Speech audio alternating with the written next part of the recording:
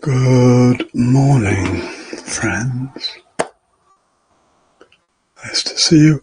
Oh.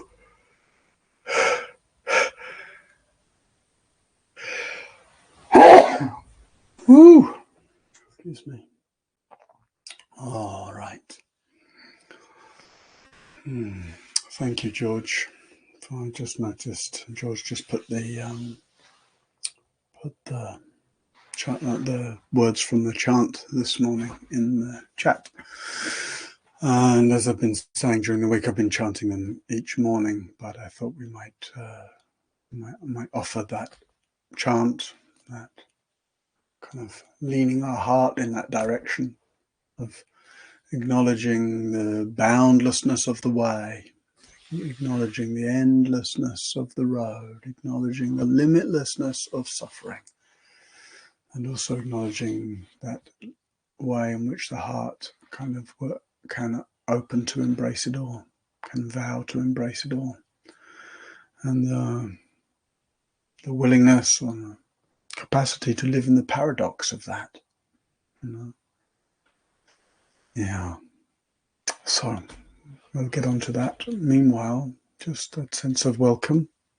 If you've been here every day this week, good. Wow. It's it's touching just to see people sustain through the week. And if you haven't been here every day this week, well, welcome anyway. We've been exploring spaciousness in different ways, and I've been giving the meditations this week have been a little more guided than usual. Often I give some teaching reflections at the beginning and just a little bit of orientation or guidance and a lot of quiet sitting. And this week I've spoken more during the meditations. I've given more guidance, and I'm aware that some might be like that very much, and that some might be thinking, God, I wish he'd shut up a bit and let us sit quietly. But the reason I've been giving more guidance this week is because of the nature. The meditations have been quite specific, right? This progression of noticing the way there is a spacious quality of consciousness within all experience, and then there's a spacious nature of consciousness around experience, and then Wednesday, actually that spacious nature is infinite, and we can sense both the edgelessness and the centerlessness of this spacious consciousness. And then yesterday, the way this space is not just empty space, dark space, dead space. No, it's alive. What's it alive with? Well, we explored yesterday the way it's alive with knowingness, consciousness. It's like the space of awareness is by its nature luminous with knowing. Whatever appears is known. And we explored with that example I gave yesterday of the hand clap, right? Look, that's how inherent and complete the knowingness of consciousness is. When something arises, it's known. There's no need for a decision. There's no need to do anything, right? We think, I'm the one that's conscious, and then we think in meditation, I'm trying to cultivate awareness. As it, and of course, there's a way we can cultivate the training of our attention, definitely. But most fundamentally, awareness we don't need to cultivate and isn't cultivatable. It's inherent, right? Awareness meaning the knowingness of consciousness, right? The way experience is lit up by awareness, revealed in awareness, known by awareness. That's inherent. And when there's any experience at all, if there's any seeing or any hearing or any thinking or any imagining or any feeling or anything at all happening, which is in every moment of waking life, right? There's something happening. The very fact that there's anything happening at all is the evidence of this basic luminosity of awareness, this fundamental knowingness. of consciousness. So that's what we've been exploring a little bit this week. Because the meditations have been progressive and specific, that's why I've been speaking a little more during them. And what I thought I would do actually is extract the audio from each of the 5 mornings and release them as a series just of guided meditations on spaciousness, because it seems to me they work quite well in that way, and it's a very, very helpful quality to work with. So that's that. Meanwhile, once we get some sense, it doesn't need to be anything like a perfect sense. Don't waste your time on ideas of perfection. Right? But once we get some sense of spaciousness, a felt sense, some sense of our capacity to abide as awareness, to be the space in which experience is known, to know ourselves fundamentally as this awakeness in which we can be both intimate with experience as it arises and yet also independent from experience as we abide spaciously. Then that changes our relationship to experience. It's just, we're less personally invested. Right? We're less pulled around by the drama of what's happening because there's space. We can still tend to it. We can still listen for what's happening, care about what's happening, respond wisely to what's happening, but without tension and drama. That's what really drops away.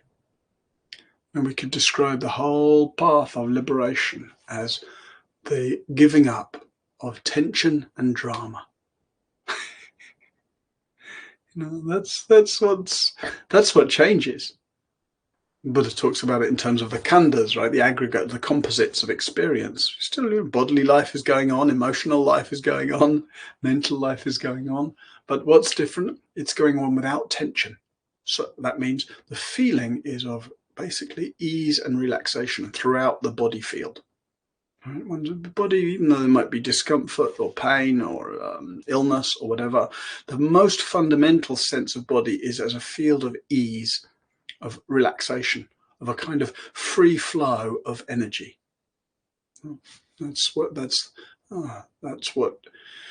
becomes more and more our home as we sense that dropping away of tension.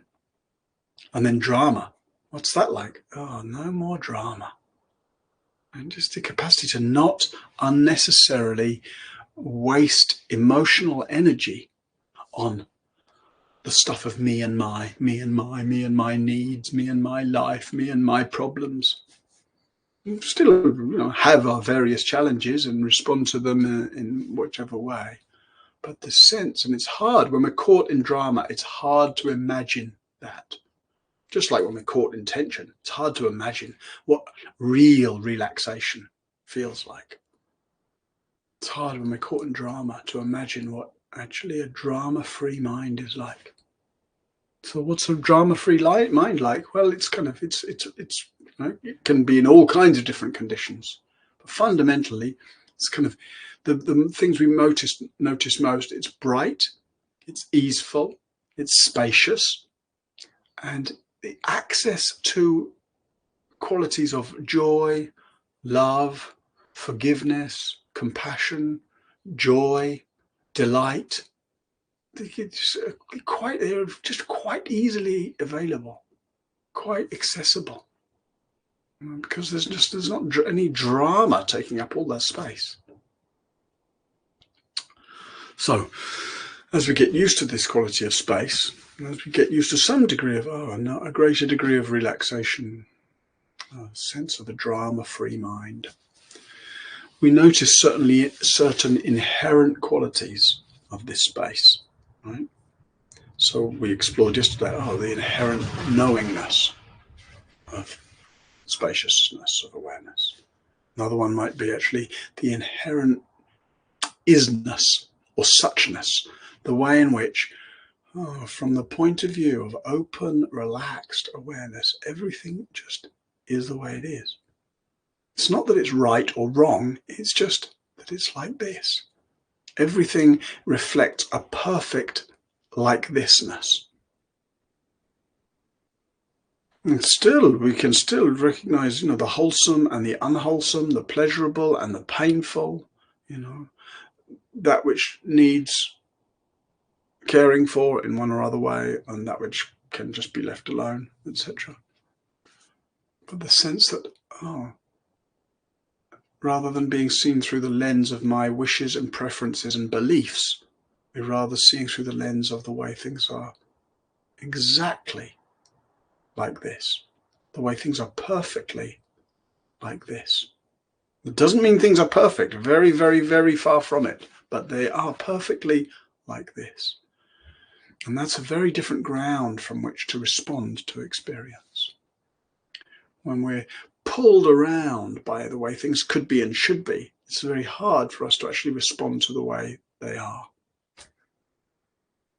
So these are some different nuances of space. The infinity of space, the knowingness of space, the suchness or isness of space. And then today I thought we'd just give some attention to the inherent lovingness of this space of awareness. And that can be hard for us to see, right? But it's undeniable that as tension and drama drop away, as you relax and open and give up some of your inner rhetoric, one finds that not only is that which appears in awareness known, but that which it appears in awareness is naturally, inherently embraced, made room for. It's as if, were we to personalize awareness, it's as if we would say, awareness just wants to love everything.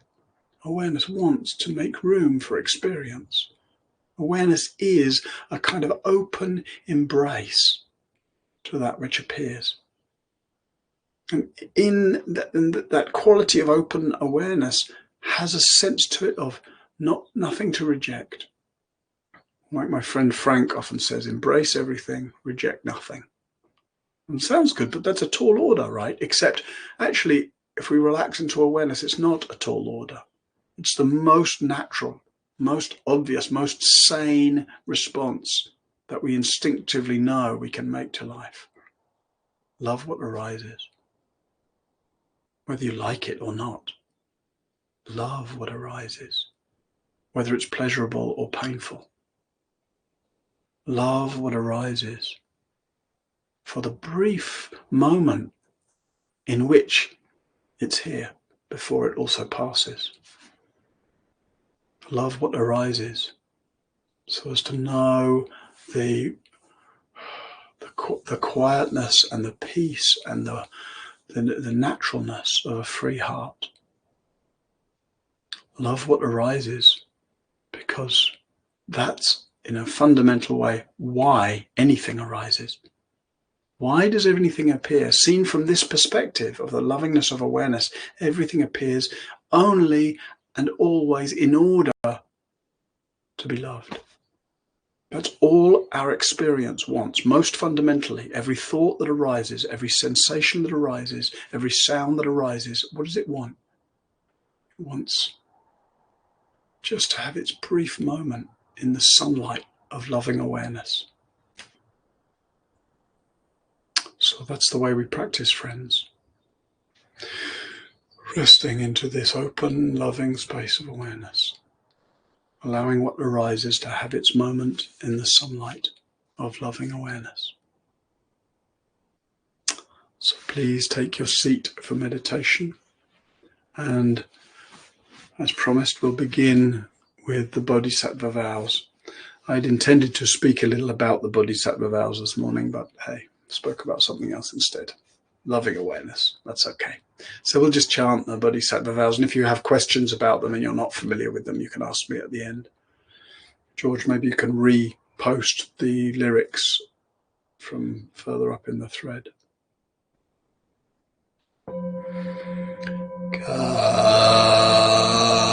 Countless are living beings, I vow to row them all to the further shore. Countless are the poisons I vow to purify them all.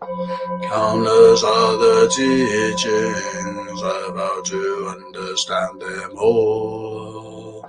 Countless are the blessings I vow to bow my heart to them all. I know the road is endless, I vow to walk it to the very end. Yes, though the road is endless, I vow to walk it to the very end. Om Ahum Vasaguru Brahma Siddhi Om. Om Ahum Vasaguru Brahma Siddhi Om. Countless are living beings, I vow to road them all to the further shore. Countless are the poisons, I vow to purify them all. Countless are the teachings, I vow to understand them all. Countless are the blessings, I vow to bow my heart to them all. I know the road is endless, I vow to walk it to the very end. Yes, though the road is endless, I vow to walk it to the very end. Om Ahum Vasaguru Brahma Siddhi Om. Om Ahum Vasaguru Brahma Siddhi Om. Countless are living beings about the road, them all to the further shore. Countless are the poisons about to purify them all. Countless are the teachings about to understand them all. Countless are the blessings about to bow my heart to them all. I know the road is endless, I'm about to walk it to the very end. Yes, though the road is endless, I'm about to walk it to the very end. Om Vasaguru Brahma Om Vasaguru Brahma Om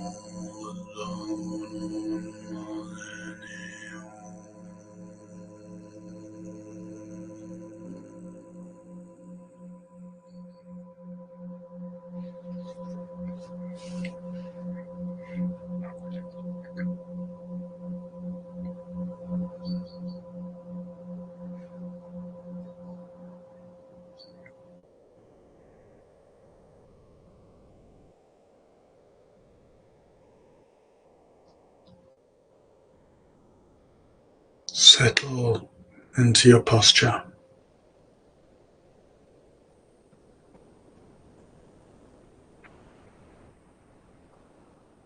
Just feeling for the natural sense of presence, the natural space of awareness, and the space in which the sounds are happening, in which you're hearing my voice, in which you can feel the sensations of body sitting, and in which breath is coming and going.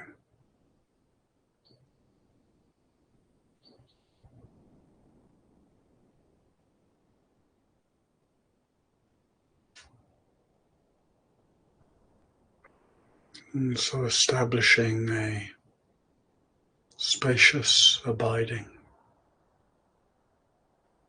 steady abiding.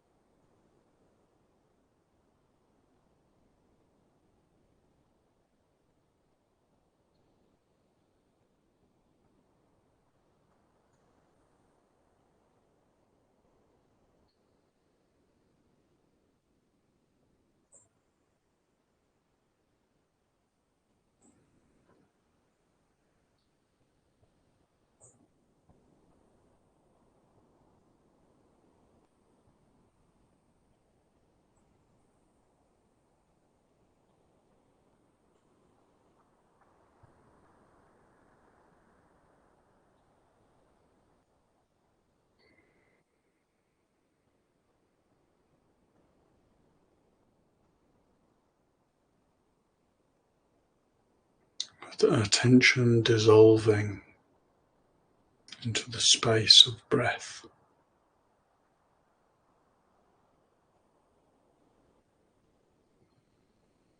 Breath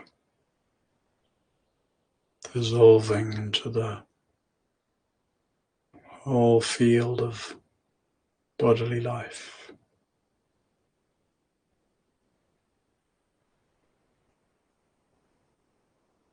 Body dissolving into the space of awareness.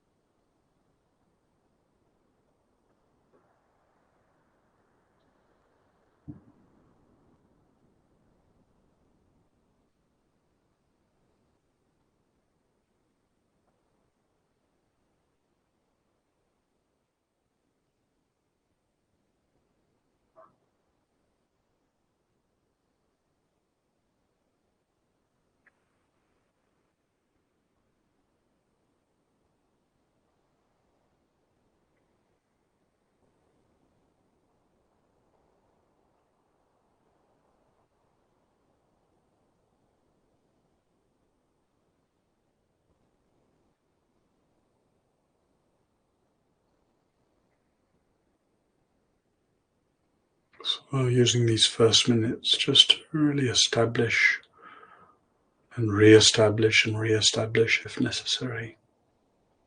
There's this sense of spacious awareness. This alive, knowing space in which breathing and sensations and sounds and thoughts all can just flicker and pass.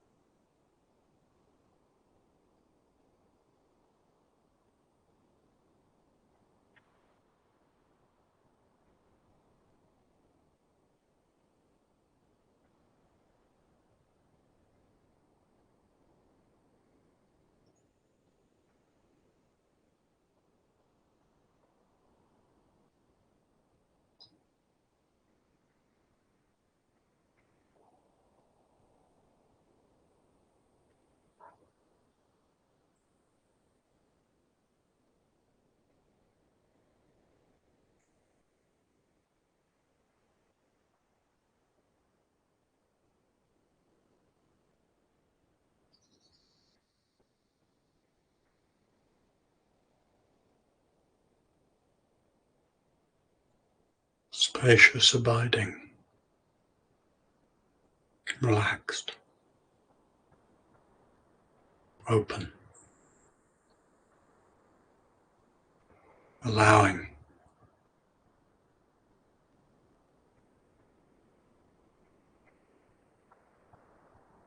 So that experience can stream through awareness, can flicker and fade without any friction, without any tension, without any drama.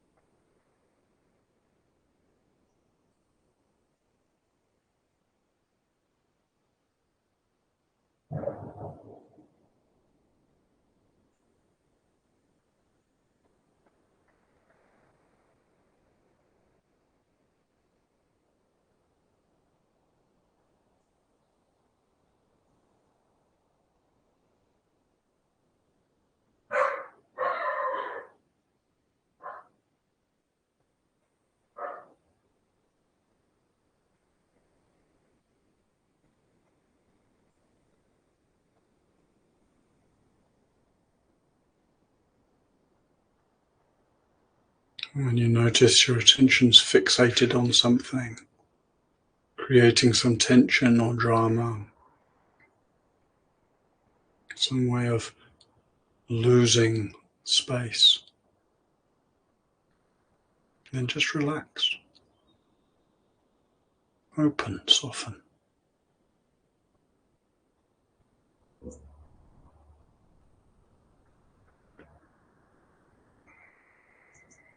Recovering the sense of space in which it's all happening.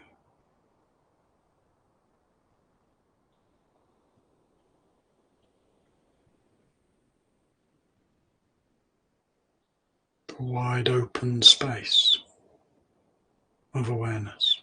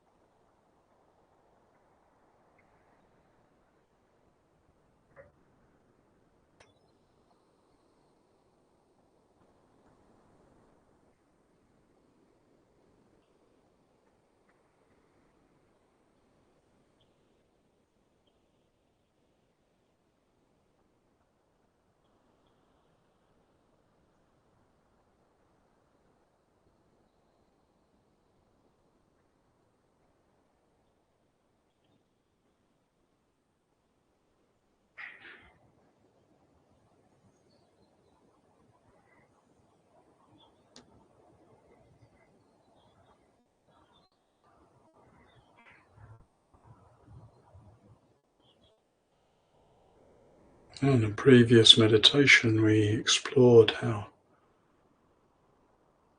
as we relax and open like this, how consciousness seems to be made of infinite spaciousness.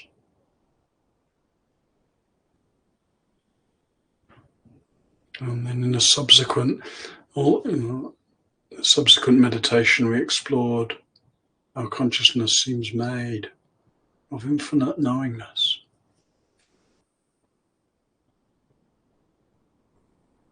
Naturally revealing, naturally cognizing whatever arises, whatever appears. And today we might also see the way in which consciousness is inherently, naturally, infinitely embracing, allowing, loving. It's as if awareness cares so much for experience that it just lets everything happen.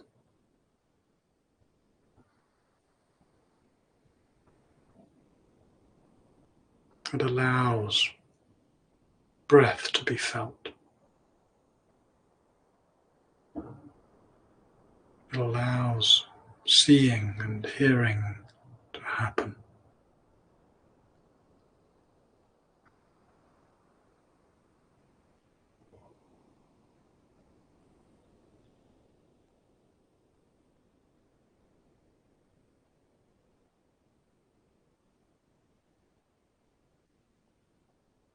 It's as if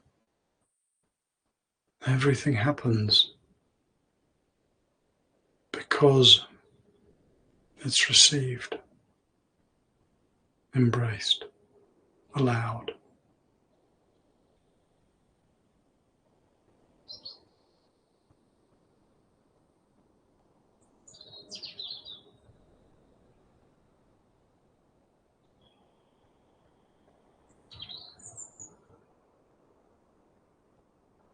It's as if the very nature of awareness is loving.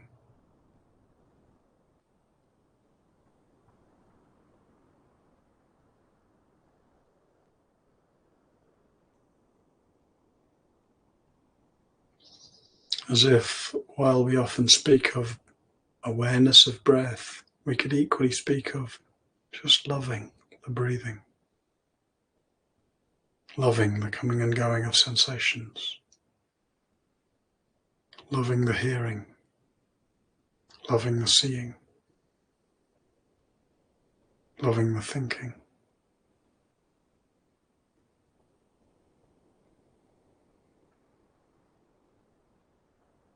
Loving all that comes and goes, whether we like it or not.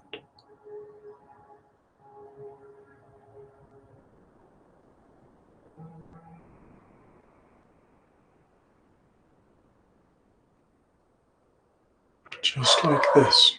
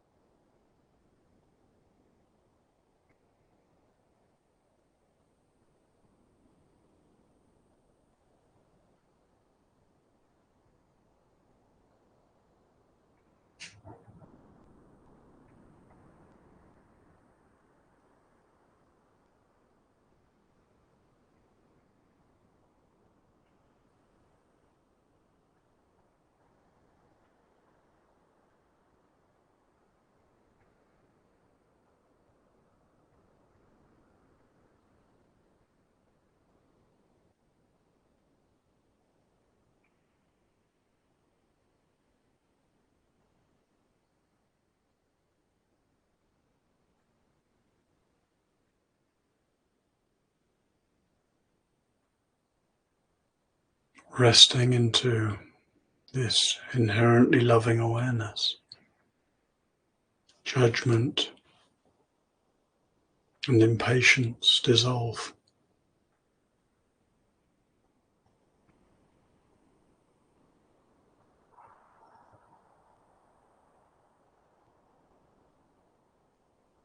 Abiding as this loving awareness, we find there's nothing we need reach for, nothing we need reject, nothing we need retain, nothing we need refuse.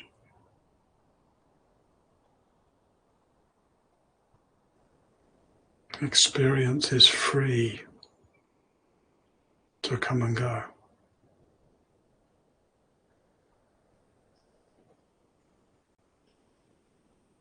Everything is somehow blessed by loving awareness.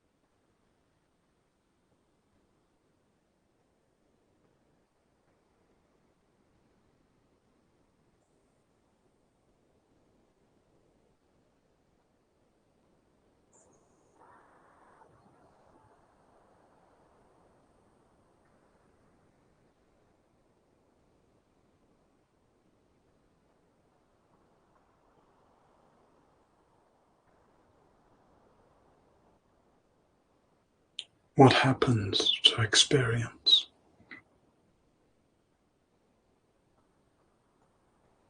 when it's received in an open field of loving awareness.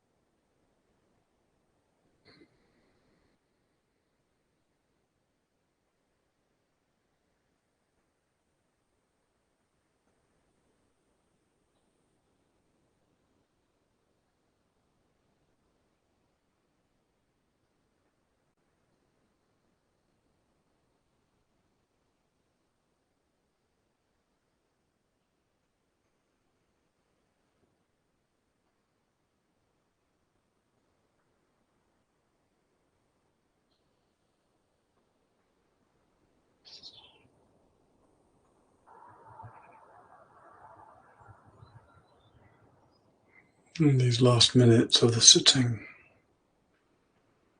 whatever your meditation's like, whatever your feeling state is like, might just see how to just be a little more gentle with this moment. If your state doesn't feel particularly loving, if you feel a little tight or restless or confused or disappointed or something, can you sense any space around that mind state in which the disappointment or the hardness or whatever it might be might itself be received gently, met lovingly?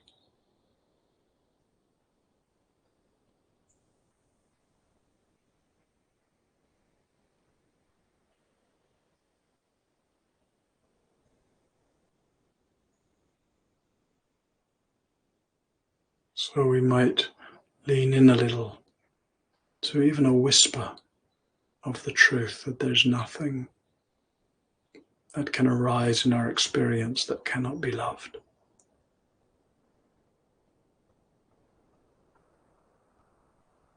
There's no thought that can appear in our mind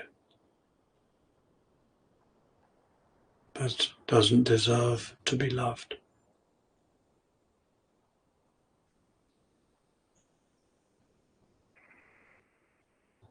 No feelings or mind states we can know that won't respond to the sunlight of loving awareness.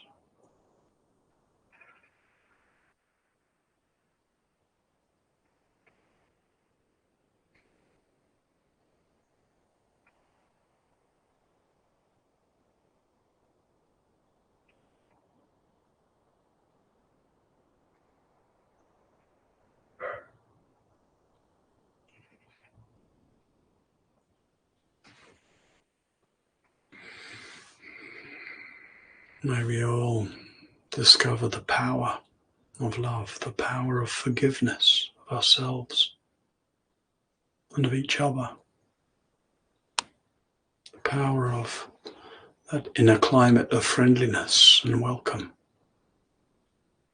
the power of a natural compassion for the painful and a natural delight in the beautiful.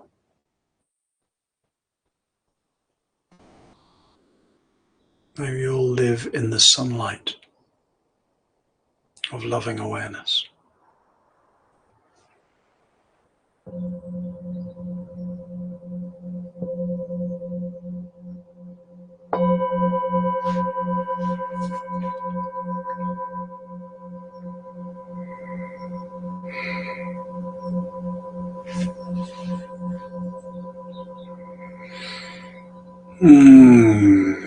May we all live in the sunlight of loving awareness.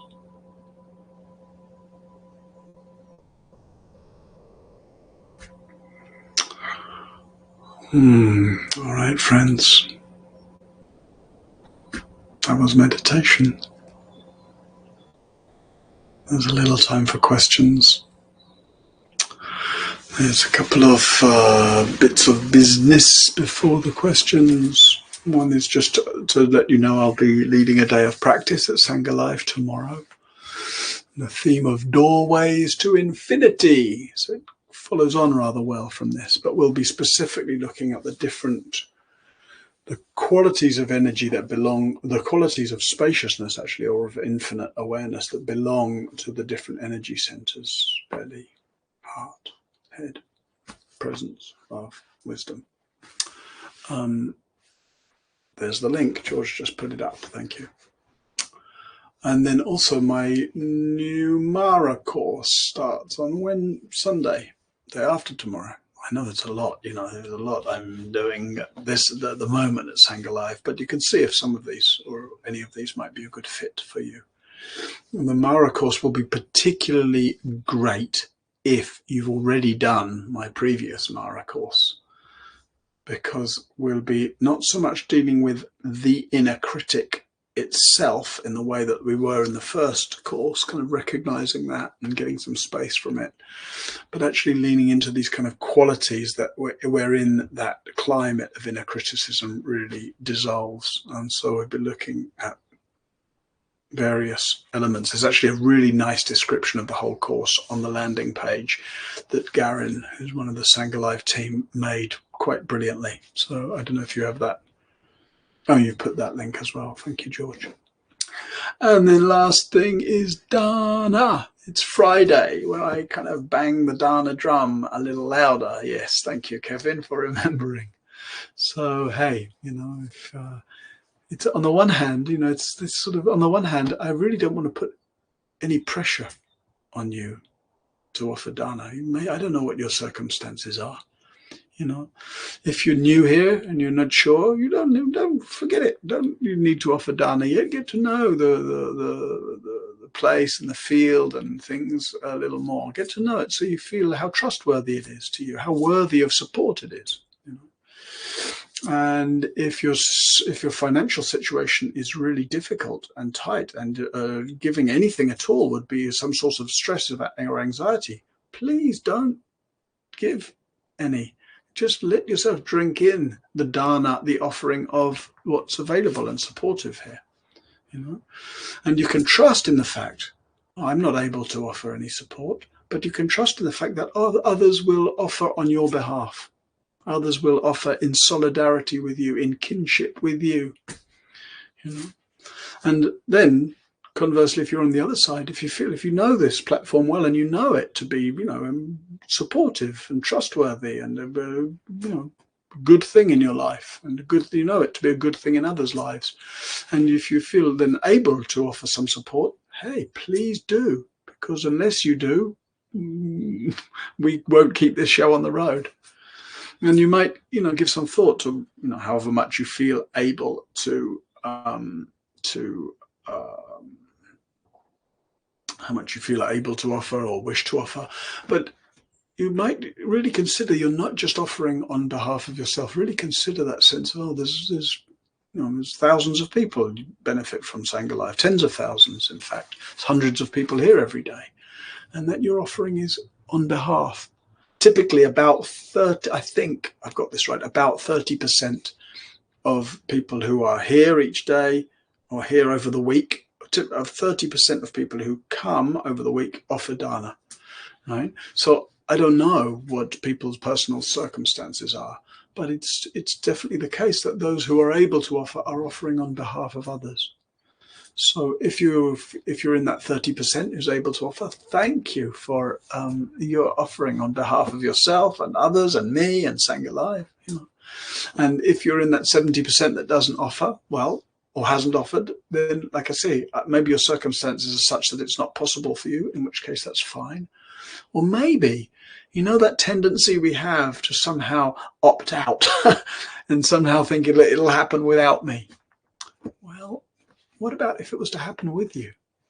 What about if you were to kind of step up in that way? And partly because we need the support, but also, and more importantly, actually, because by stepping in, you feel more a sense of belonging, more a sense of goodness, more a sense of participation, sense of, your own, the joy and the goodness of being able to support. And I'm just noticing Hillary's comment, 30% seems low. It does. It seems low, although interestingly, things that are free on the internet, the percentage of people who will actually voluntarily offer to a podcast that's free or something else that's freely offered is usually way lower than that. So 30% sounds low. We might think, oh, surely everybody. But actually, for something free on the internet, 30% is quite high. Very high, because there's a lot of goodwill, a lot of care, a lot of support here. Yeah, and so I think it's somehow important. I hesitate sometimes to give figures because maybe we feel disappointed when we hear 30%. Feel somehow disappointed about others. So I think it's helpful to focus on what do I want to offer, what am I able to offer, and then following through on that, and not really being concerned with what others are doing, and whether others are able to, or whether others should be or shouldn't be offering. It's like, that's not our business. Our business is, see how we're able to show up and what we're able to offer. And I don't just mean that in terms of the dana situation here. I mean in our whole life. How am I able to show up? Where am I able to offer? What am I able to give? That's very transformative. It's much, much, much, much more helpful than thinking, what should they be giving? Why aren't they giving? What's the matter with them? That's, loving awareness belongs much more to, loving awareness belongs much more to that sense of how can I show up? What can I offer? Than it does to worrying about whether or not others are offering, etc. And to answer Alison's question, whether that includes monthly direct debit, I'm actually not sure. I'm being a little vague on the figures because I can't remember the actual details of that. So maybe at some point we have been talking about kind of sort of trying to publish some kind of breakdown of the dana in some way that might be helpful. So, all right. Thank you. So let's finish the dana piece with thank you. My appreciation for whatever you're able to offer and do offer, and the way that is a very real and beautiful and important support for me personally, for Sangha Life generally, for you supporting your own practice, and for everybody else then who's also able to benefit from teachings and practices here. Thank you. All right. Oh, there's some other questions. Miriam asks, can you give us support how to deal with fear of death and loving awareness? So I just started writing a new book, and it's all about death reflection, how reflecting on your death can liberate your life. So I'm sort of in that very much at the moment, and so it's hard to think, what can I say that's very, very short, because I'm writing a whole book. So firstly, I think, Miriam, just acknowledging it, fear of death. We sort of are culturally encouraged, not necessarily explicitly, but nevertheless, to push away our fear of death. And when one brings up, oh, I think about death, oh, people tend to think that's either morbid or depressing in some way. And we're sort of encouraged to steer away from it, whereas I would encourage you to steer into it. I've worked with a lot of people on their fear of death, and it's one of the potent things about death reflection is it transforms quite quickly often, right? And in a way, our fear of anything we can trace back. It's like there's only one fear in the end, and it is we could call it the fear of death, or the fear of loss of control, fear of annihilation, etc. And ironically, these practices of infinite awareness can trigger a fear of death, because we get that sense of dissolving into space. We feel like, oh, I'm losing myself. Our fear of dissolution is that we're going to dissolve into nothing, whereas actually it's more like dissolving into everything. So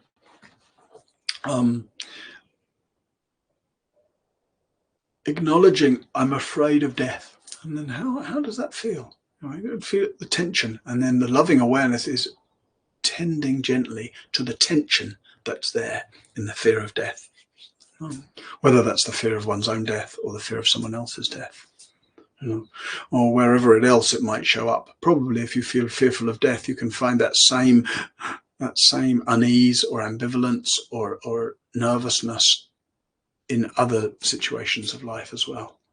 So that would be a good way to start, just being very tender.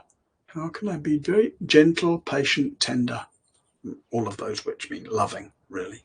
How can I be gentle, patient, tender with that fear when it arises? And at the same time reminding oneself, this is your destination, right? A lot of things we might be fearful of, and they're just, they're our own projections. They're never going to happen. But death is definitely coming for you. Death is definitely coming for us all, and on a time scale over which we have no control. So there's something kind of deeply sobering about really leaning into that. Death is coming for me. Death is coming for me. And actually being willing to tend to be gentle, patient, tender with the different layers that show up. The layer of fear, confusion, anger, agitation, incomprehension, etc. All right. What else? Oh, just noticing the names that are here, appreciating having seen you. Oh, nice to see you, many of you. A lot of well-known names. All right, I don't see any more questions though. Maybe they've all dissolved into vast, open, loving awareness. I don't know quite how I'm going to, or where I'm going to offer these 5 guided meditations, but you'll hear somehow. You'll hear. They may not go through Sangha Live because somebody else is going to extract the audios and sort of and edit them slightly for sound quality, etc. So you can always find out from me. You can be in touch with on my website, either martinaylward.com, or you can follow me on Instagram at martinaylward. And I've got somebody who's actually managing all my social media stuff now, which is really great.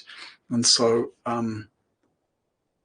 there's a lot more kind of regularity and consistency of posting interesting or useful links to my various activities there. All right, that's enough propaganda from me. Thank you for your practice and your presence this week. Your sincerity and steadiness, your engagement with each other, your kindness in the comments, the pertinence of your questions. Very, very good. Please go spaciously through the day, lovingly through the day. That last sentiment, may we all live in the sunlight of loving awareness. And when we can see, we kind of turn on the newspaper or whatever, and we see the world plunged into confusion and violence, hatred and warfare. revenge and politicking, then amidst the pain of that, and maybe the sense of helplessness or even hopelessness with all that, one of the things to reflect on is just how important it is then. We may be, some of you are close to the war, and some of us may be far away, whichever war that may be. But whether we're close to or whether we're far away, there's a certain kind of just aligning ourselves with the importance of our thoughts and our actions and our gestures and our speech being ones that ourselves reflect the values we want to see in the world. We could focus on all that we may not be able to do, and then we end up feeling more despairing and helpless and hopeless. Or we can come back to focusing on what am I able to do? In the way I speak to the shopkeeper today, in the way I am, with the people around me, in the way that my footsteps touch the earth. So we have a very real opportunity to be a source of love, peace, wisdom, presence, kindness, openness, spaciousness. And that's really the way our practice comes into service of the world. That's the way we fulfill the Bodhisattva vows. Thank you, friends. Take care.